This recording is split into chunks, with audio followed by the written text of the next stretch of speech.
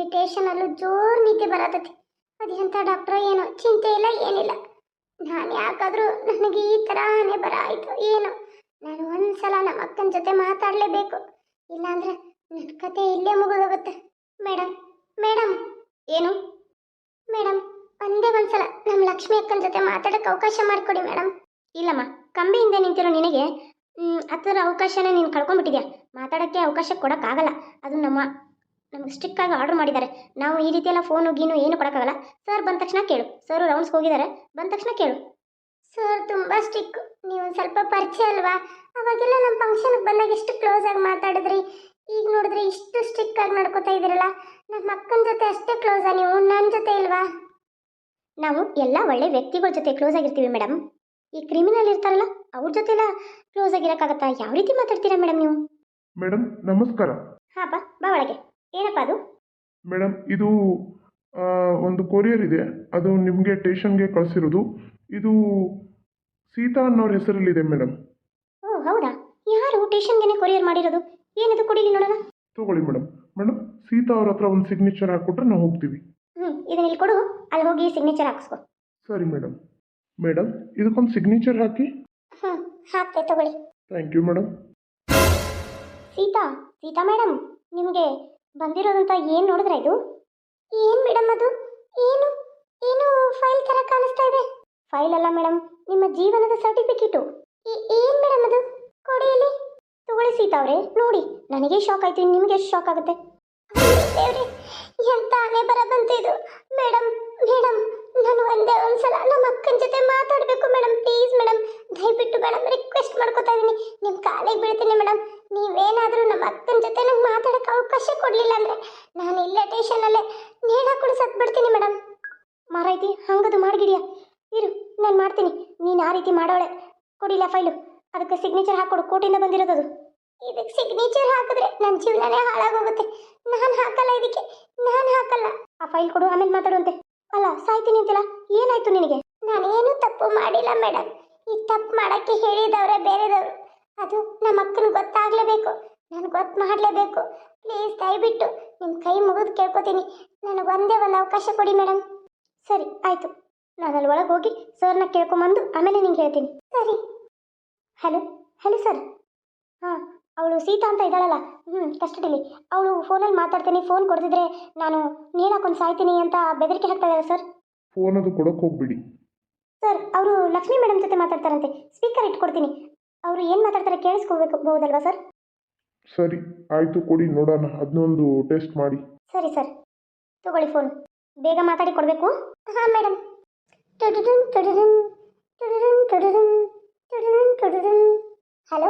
Hello ಹೇಳಿ ಭಾರ್ಗವಿಯವರೇ. ಅಕ್ಕ, ಭಾರ್ಗವಿಯವರು madam ಅಲ್ಲ, ನಾನು ಸೀತಾ. ನೀನು ಯಾಕೆ ಫೋನ್ ತಗೊಂಡೆ? ಅದು ನೀನು ಯಾಕೆ ಫೋನ್ ಮಾಡಿದ್ಯಾ? ಏನು ಅಲ್ಲಿರೋರಿಗೆ ಅಷ್ಟೊಂದು ಕೇರ್ಲೆಸ್ ಆಗಿ ಡ್ಯೂಟಿ ನಡೆಸ್ತಾ ಇದ್ದಾರಾ? ಅಲ್ಲ, ಫೋನ್ನ ಬಿಟ್ಟು ಹೋಗೋಷ್ಟು ನೀನೇನು ಕಸ್ಟಡಿ ಒಳಗಿದೆಯಾ ಅಥವಾ ಹೊರಗಿದೆಯಾ? ಅಕ್ಕ, ನನ್ನ ಮಾತು ಕೇಳಕ್ಕ, ಸಿಟ್ಟು ಆಗ್ಬೇಡಕ್ಕ. ಯಾರೇ ಅಕ್ಕ, ಯಾರೇ ತಂಗಿ? ನೀನು ಒಂದು ಹೆಣ್ಣೇನೆ, ತುಂಬ ಗರ್ಭಿಣಿ ಇದ್ದೀನಿ ಅಂತ ನೋಡಿದೇನೆ ಅಷ್ಟು ದೊಡ್ಡ ಕಲ್ಲನ್ನ ನನ್ನ ಹೊಟ್ಟೆ ಮೇಲೆ ಹಾಕಕ್ಕೆ ಬರ್ತಾ ಇದೆಯಲ್ಲ, ಒಂದು ಮಗುಗೋಸ್ಕರ. ಈಗ ಅನುಭವಿಸ್ತಾ ಇದೆಯಲ್ಲ, ಸರಿಯಾಗಿ ಅನುಭವಿಸ್ತಾ ಇದೆಯಾ? ಅನುಭವಿಸು. ನನಗೆ ಫೋನ್ ಮಾಡೋದಾಗಲಿ, ಯಾರ್ದಾರ ಫೋನ್ ಇಸ್ಕೊಂಡು ನನಗೆ ಕಾಲ್ ಮಾಡೋದಾಗಲಿ ಮಾಡಿದ್ರೆ ನೀನು ಇಲ್ಲಿ ಇರಲ್ಲ, ಜೈಲಿಗೆ ಶಿಫ್ಟ್ ಮಾಡಬೇಕಾಗತ್ತೆ. ಹುಷಾರ್. ಅಕ್ಕ, ಹಾಗೆ ಮಾಡಬೇಡಕ್ಕ. ಅಕ್ಕ, ಇವರು ಡೈವರ್ಸ್ ನೋಟಿಸ್ ಕಳಿಸಿದಾರಕ್ಕ. ಒಳ್ಳೇದೇ ಆಯ್ತಲ್ಲ, ನಿನ್ನಿಂದ ಅವನು ಪ್ರಾಣನೇ ಕಳ್ಕೊಳ್ಬೇಕಾಗಿರೋ ಸ್ಥಿತಿಲಿದ್ದಾನೆ. ಅವನಿಗೆ ಅವನು ಯಾರು ಅನ್ನೋದು ನೆನಪಿಲ್ಲ. ಆ ರೀತಿ ತಂದುಬಿಟ್ಟೆ ಅವನ್ನ. ಏನು ಹೇಳ್ತಾ ಇದೆಯಕ್ಕ? ಏನಾಯ್ತು ಅವರಿಗೆ? ಏನಾಯ್ತಾ? ನಿನ್ನ ನೆನಪಲ್ಲೇ ಕುಡಿದು ಗಾಡಿ ಓಡಿಸ್ತಾ ನೀನು ಹೀಗೆ ಮೋಸ ಮಾಡಿದೆ ಅಂತ ನೆನಪಲ್ಲಿ, ಮತ್ತೆ ನಿನ್ನ ನೆನಪಲ್ಲಿ, ಪ್ರೀತಿ ನೆನಪಲ್ಲ. ಆ ರೀತಿ ಪಾಪ ಮೋಸ ಮಾಡಲ್ಲ, ನಂಬಿದವಳು ಕತ್ತು ಕೊಯ್ದ್ಲ ನಾನು ಇದಕ್ಕೆ. ಪಾಪ ಕುಡಿದು ಹೋಗಿ ಗಾಡಿ ಗುದ್ದಿ, ಗಾಡಿ ಆಕ್ಸಿಡೆಂಟ್ ಆಗಿ ಅವನು ಬದುಕಿ ಬಂದಿದ್ದೇ ಹೆಚ್ಚಿನ ಮಾತು. ಅವನು ಬಂದು ಅವನಿಗೆ ಯಾವ ನೆನಪಿನ ಶಕ್ತಿನೂ ಇಲ್ಲ. ಇನ್ನು ಮಾವಾರು ಸುಮ್ಮನೆ ಬಿಡ್ತಾರೆ ನಮ್ಮ ಮಾವಾರು. ನಿನಗೆ ಡೈವರ್ಸ್ ಕೊಟ್ಟಿದ್ದಾರೆ, ಅದಕ್ಕೆ ಸೈನ್ ಮಾಡಿಬಿಡು, ನಾಯಿಗತೆ ಬಿದ್ದಿರು. ನಿನಗೆ ಶಿಕ್ಷೆ ಅವಧಿ ಮುಗಿದ ಮೇಲೆ ಆಚೆ ಕಡೆ ಬಂದು ಅಪ್ಪ ಅಮ್ಮನ ಜೊತೆ ಚೆನ್ನಾಗಿರು. ಅಕ್ಕ ಅಂತ ನನ್ನ ಹಿಂಬಲ್ಲಿ ಬರೋದಾಗ್ಲಿ, ಗಂಡ ಅಂತ ಅವ್ರ ಹತ್ರ ಹೋಗೋದಾಗ್ಲಿ ಮಾಡಿದ್ರೆ ನಿನ್ನ ಮೇಲೆ ನಾನೇ ನಿಗಾ ವಹಿಸ್ಬೇಕಾಗತ್ತೆ. ಹುಷಾರ್. ಅಕ್ಕ, ಫೋನ್ ಕಟ್ ಮಾಡಬೇಡಕ್ಕ. ಒಂದೇ ಒಂದ್ಸಲ ನೀನೇನಾದರೂ ಫೋನ್ ಕಟ್ ಮಾಡಿದ್ರೆ ನಾನು ಇಲ್ಲೇ ಉಸಿರುಗಟ್ಟಿ ಸತ್ಬಿಡ್ತೀನಿ. ಅಕ್ಕ ನಾನು ಹೇಳೋ ವಿಷಯ ಕೇಳಕ್ಕ, ನೀನು ಆಮೇಲೆ ಮಾತಾಡುವಂತೆ. ನಾನು ಹೇಳೋ ವಿಷಯ ಒಂದು ಈಟ್ ಕೇಳಕ್ಕ, ಇದ್ರಲ್ಲಿ ನನ್ನ ತಪ್ಪೇನೂ ಇಲ್ಲಕ್ಕ. ನಾನು ಬೇಕು ಅಂತ ಮಕ್ಕಳನ್ನ ಕೊಲ್ತಾ ಇರಲಿಲ್ಲ. ನನಗೇನು ಕೇಳಕ್ಕೂ ಇಲ್ಲ ಹೇಳಕ್ಕೂ ಇಲ್ಲ. ನೀನೇನು ಫೋನು ಮಾಡಬೇಡ, ಏನು ಮಾಡಬೇಡ. ಕಟ್ ಮಾಡು ಫೋನ್. ಅಯ್ಯೋ ಫೋನೇ ಕಟ್ ಮಾಡಿಬಿಟ್ಲಲ್ಲ ಅಕ್ಕ, ಏನು ಮಾಡಲಿ? ಹೇಗೆ ಹೇಳಿ ಆ ವಿಷಯನ? ಏನು ವಿಷಯ ಸೀತಾ? ನನ್ನ ಮುಂದೆ ಹೇಳು, ನಾನು ಮಾತಾಡ್ತೀನಿ ನಿಮ್ಮ ಅಕ್ಕನ ಜೊತೆ. ಈ ಡಾಕ್ಟ್ರು ಪಕ್ಕದಲ್ಲೇ ಇದ್ದಾನೆ, ಹೇಗೆ ಹೇಳಿ ಮೇಡಮ್? ಬಾ ಇಲ್ಲಿ ಬದಿಗೆ ಬಾ, ನಾನು ಕರ್ಕೊಂಡು ಅಲ್ಲಿ ಸೈಡಿಗೆ ಮಾತಾಡೋಣ. ಸರಿ ಮೇಡಮ್. ಬೀಗ ತೆಗ್ದಿದ್ದೀನಿ ನಡಿ. ಮೇಡಮ್ ಅಲ್ಲಿ ಸೈಡ್ಗೆ ಹೋಗೋಣ, ಇಲ್ಲಾಂದ್ರೆ ಈ ಡಾಕ್ಟ್ರ್ ಕೇಳಿದ್ರೆ ಭಾಳ ಕಷ್ಟ. ಬಾ ಮೇಡಮ್. ಇದ್ರಲ್ಲಿ ನನ್ನ ತಪ್ಪು ಏನೂ ಇಲ್ಲ ಮೇಡಮ್. ಇದರಲ್ಲಿ ನನ್ನ ಗಂಡನ ಫ್ರೆಂಡ್ ಒಬ್ಬಿದ್ದಾನೆ. ನನ್ನ ಗಂಡನ ಆಫೀಸಲ್ಲೇ ಕೆಲಸ ಮಾಡೋನು. ಅವನು ಏನು ಮಾಡ್ದ ಗೊತ್ತಾ? ನಾನು ನನ್ನ ಗಂಡ ಅಲ್ಲಿ ಇದಕ್ಕೆ ಹೋಗಿದ್ವಿ.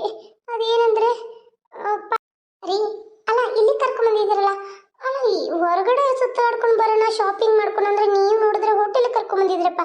ಇಲ್ಲೇನೋ ಡ್ಯಾನ್ಸು ಅದು ಇದು ಅಂತ. ಅದು ನನ್ನ ದೋಸ್ತು ಬರ್ತೀನಿ ಅಂದಾನ, ನೀನು ನೋಡ್ಬೇಕಂತ ಅದಕ್ಕೆ ಕರ್ಕೊಂಬಂದಿದ್ದೀನಿ. ಓ ಹೌದಾ? ಹಾಯ್ ಮಗ. ಆಯ್ಕೊನು. ಅಲ್ಲೋ ಅಷ್ಟು ತನ ವೇಟ್ ಮಾಡ್ತಾ ಇದ್ದೀನಿ, ಈಗ ಬಂದಿದೆಯಲ್ಲ. ಇಲ್ಲ ಮಗ, ಸ್ವಲ್ಪ ಟ್ರಾಫಿಕ್ ಜಾಮ. ಎಷ್ಟು ಟ್ರಾಫಿಕ್ ಅಂತೀಯ? ಅಯ್ಯಯ್ಯೋ ದೇವ್ರೆ, ನನಗಂತೂ ಸಖತ್ ಬೇಜಾರಾಯಿತು. ಹೇಗಿದೆಯಾ ಮಗ? ಚೆನ್ನಾಗಿದ್ದೀನಿ. ಇಲ್ಲೇ ಕೂತ್ಕೋತಿದ್ದೆ, ಇನ್ನೊಂದು ಚೇರು ಹಾಕ್ಸ್ಲಾ? ಬೇಡ ಮಗ, ಪರವಾಗಿಲ್ಲ, ಇಲ್ಲೇ ಕುಂಡಿರ್ತೀನಿ. ಇಲ್ಲೇ ಇದ್ದೀವಲ್ಲ. ಏನು ಆರ್ಡರ್ ಮಾಡಿದ್ದೀರಾ? ಏನಿಲ್ಲ, 2 ಬಿಸಿ ಟೀ ಆರ್ಡರ್ ಮಾಡಿದ್ದೆ ಅಷ್ಟೇ, ನೀನು ಬರೋವರೆಗೂ ಅಂತ. ಖಾಲಿ ಏನು ಕುಂದಿರೋದು ಅಂತ. ಇವರೇ ನಾನು ನಿಮ್ಮ ಮನೆಯವರು? ಹಾಂ, ಮೈ ಮಿಸ್ಸಸ್. ಹಾಯ್. ಹಾಯ್. ಹೆಸರೇನು ನಿಮ್ಮದು? ಸೀತಾ ಅಂತ. ಓ, ಹೆಸರಿಗೆ ತಕ್ಕಾಗೆ ಸೀತಾ ಮಾತೆ ಥರನೇ ತುಂಬ ಸುಂದರವಾಗಿದ್ದೀರಾ. ನೋಡೋಕ್ಕೂ ಚೆನ್ನಾಗಿದ್ದೀರಾ. ಅಲ್ಲ ರಾಜು, ಒಳ್ಳೆ ಸೂಪರ್ ಇರೋ ಹುಡುಗಿನೇ ಮದುವೆ ಆಗ್ಬಿಟ್ಟಿದೆಯಾ ಬಿಡು. ಸರಿ, ನೀವಿಬ್ಬರು ಮಾತಾಡ್ತಾರ್ರಿ ಮಚ್ಚ, ನಾನು ಸ್ವಲ್ಪ ಹ್ಯಾಂಡ್ ವಾಶ್ ಮಾಡ್ಕೊಂಬರ್ತೀನಿ. ಹಾಂ ಸರಿ. ಮತ್ತೆ ಸೀತಾ ಅವರೇ, ಹೇಗೆ ನಡೀತಾ ಇದೆ ನಿಮ್ಮ ಲೈಫು ರಾಜು ಜೊತೆ?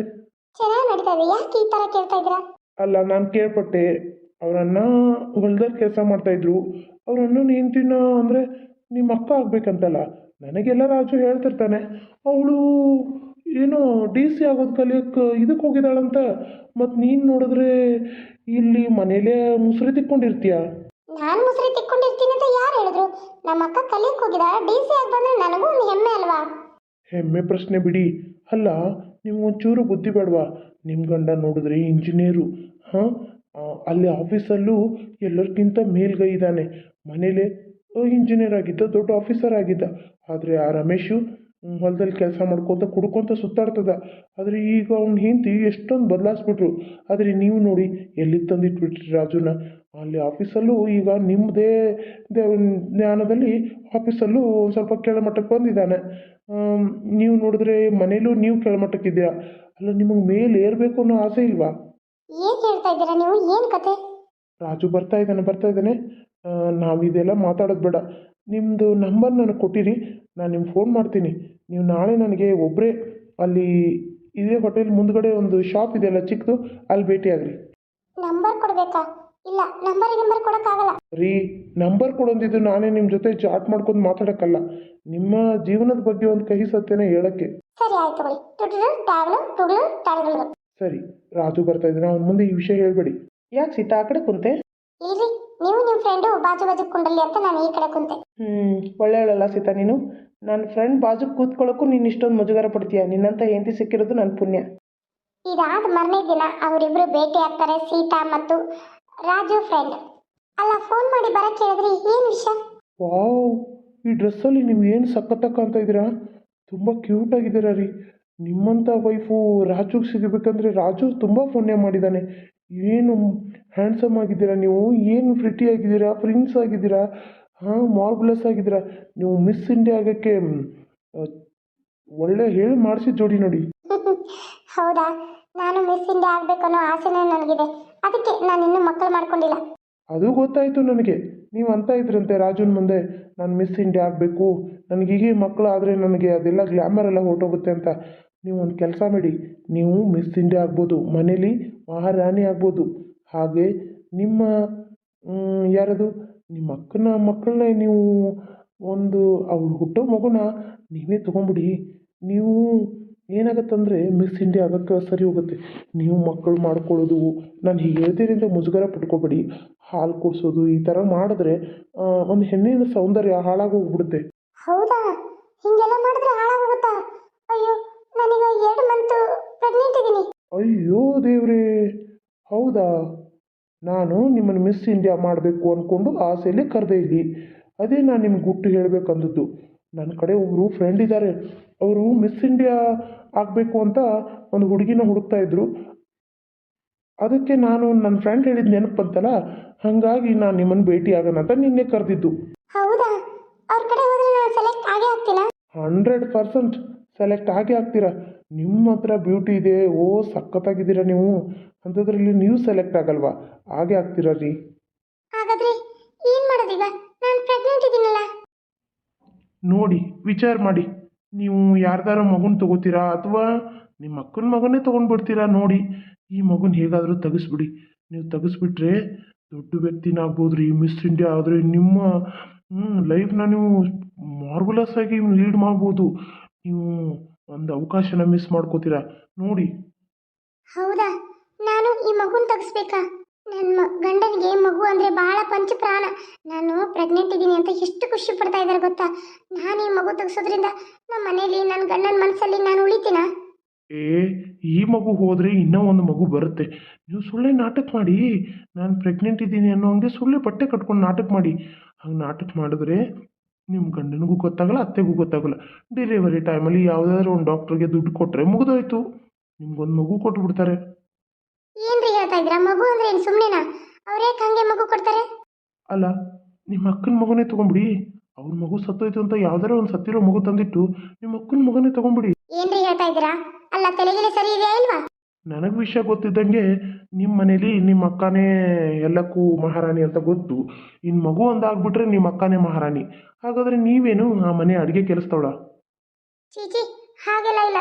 ನಾನು ಆ ಮನೆ ಮಹಾರಾಣಿ ಆಗಬೇಕು. ಅದಕ್ಕೆ ಏನು ಮಾಡಬೇಕು ಹೇಳಿ? ನೋಡಿ, ಏನು ಭಾಳಾಗಿಲ್ಲ, ಈಗ 2 ತಿಂಗಳಾಯಿತು. ನೀವು ಈ ಮಗುನ ತೆಗೆಸ್ಕೊಂಬಿಡಿ. ತೆಗೆಸ್ಕೊಂಬಿಟ್ಟು ತೆಗೆಸ್ಕೊಂಡಂದ್ರೆ ಏನಾದರೂ ಪಪ್ಪಾಯ ಅದು ಇದು ತಿನ್ನಿರಿ, ಹೋಗ್ಬಿಡುತ್ತೆ. ನೀವೇನು ಹಾಸ್ಪಿಟ್ಲಿಗೆ ಹೋಗೋದು ಬೇಡ. ಈ ವಿಷಯ ಗೊತ್ತಾಗಲ್ಲ. ಪ್ರೆಗ್ನೆಂಟ್ ಇದ್ದೀನಿ ಅಂತ ನಡ್ಕೊಂಡು ಹೋಗ್ತಾ ಇರಿ. ಆಮೇಲೆ ಒಂದಿನ ನೀವು ಮಿಸ್ ಇಂಡಿಯಾ ಆದಮೇಲೆ ನಿಮ್ಮ ಗಂಡನಿಗೆ ದೊಡ್ಡ ಸರ್ಪ್ರೈಸಾಗಿ ಸಿಕ್ಕಂಗಾಗುತ್ತೆ. ನಿನ್ನಂತ ಹೆಂಡ್ತಿನೇ ಇಲ್ಲ ಅಂತ ಇದ್ದದ ಮಗುನ ಒಪ್ಕೊಂಡು ಜೀವನ ಮಾಡ್ತಾರ್ರಿ. ಹೌದಾ? ನನಗಂತೂ ತುಂಬಾ ಖುಷಿ ಆಯ್ತು. ನಾನು ಮಿಸ್ ಇಂಡಿಯಾ ಆಗ್ತೀನಿ ಅಂದ್ರೆ ಅಲ್ಲಿ ಎಲ್ಲಿ ಹೋಗ್ಬೇಕು? ಎಷ್ಟು ದುಡ್ಡು ಕಟ್ಟಬೇಕು? ದುಡ್ಡು ಗಿಟ್ ಏನು ಬೇಡ ರೀ. ದುಡ್ಡು ಗಿಟ್ ಏನು ಬೇಡ. ನೀವೊಬ್ಬರು ಬಂದರೆ ಸಾಕು, ಮಾಡರ್ನ್ ಆಗಿ ಫೋಟೋಗಳು ತೆಗೆದು ನಿಮ್ಮನ್ನ ಮಿಸ್ ಇಂಡಿಯಾ ಕಾಂಪಿಟೇಷನ್ಗೆ ಸೇರಿಸ್ಬಿಡ್ತೀವಿ. ಹೌದಾ?